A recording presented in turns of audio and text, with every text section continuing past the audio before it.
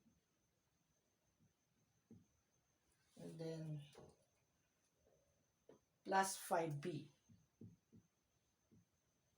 And then its equivalent, okay, its coefficient on the right side, there's none, okay? There is no coefficient of x. But somehow it doesn't mean that b has no value. So therefore, your 16 is 3/5 and your 5b, okay? So negative 16 times 3/5 plus 5b is equal to 0. So therefore, we'll get the value of b.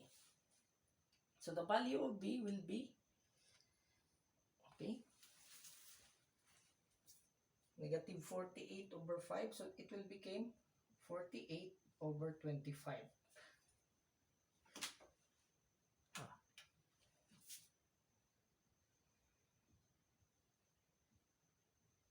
Okay. And then we have the coefficient of, okay, so we have the constants rather. So the constants, so we collect all the constants. So we got 4a. Okay. I hope, okay. We got 4a. And then minus 8b.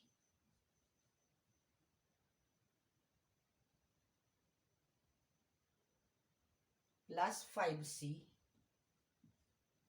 is equal to, okay, so since there is no constant on the right side of the equation, so we got 0, okay? So we need to substitute the value of a and the value of b so that we can know the value of c, okay?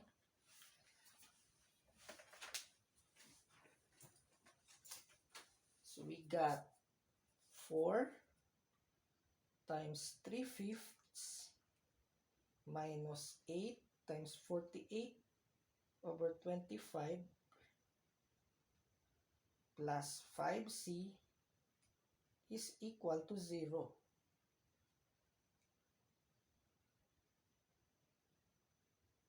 Okay, so here we got, I got actually here is 2000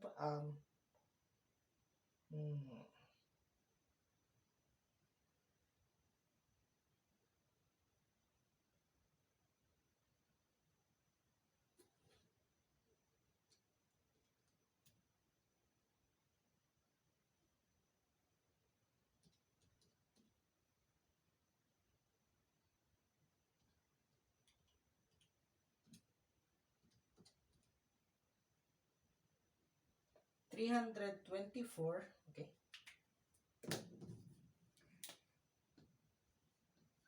324 over 125.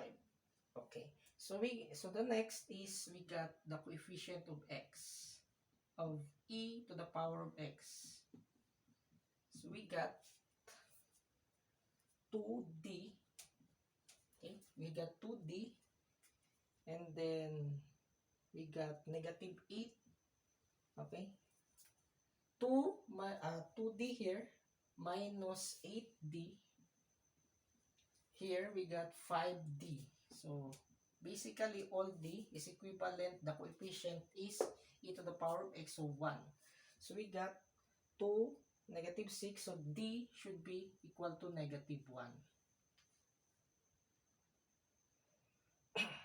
So here, we determine that your y sub b is equivalent. Okay, so let's substitute all the values into the y sub b. So we got the a is 3/5, so 3/5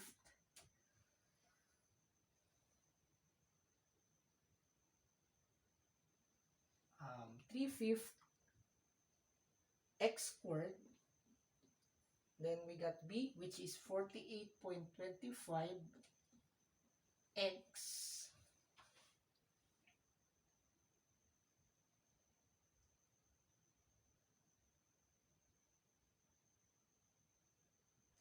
plus 324 over 125 minus e to the power of x. So this is your y sub p.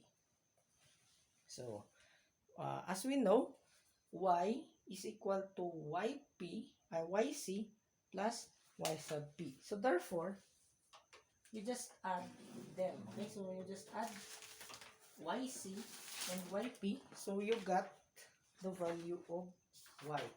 Okay, so therefore it will become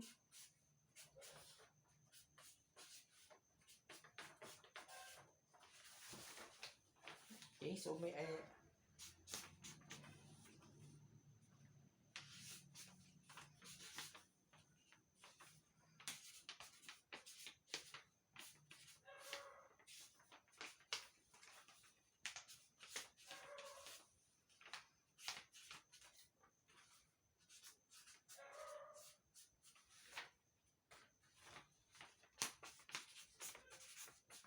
okay, so I will write it on white paper. So therefore the answer would be like this. Okay, y. So the last part is you just add y, yc, and then yp. So you get this one.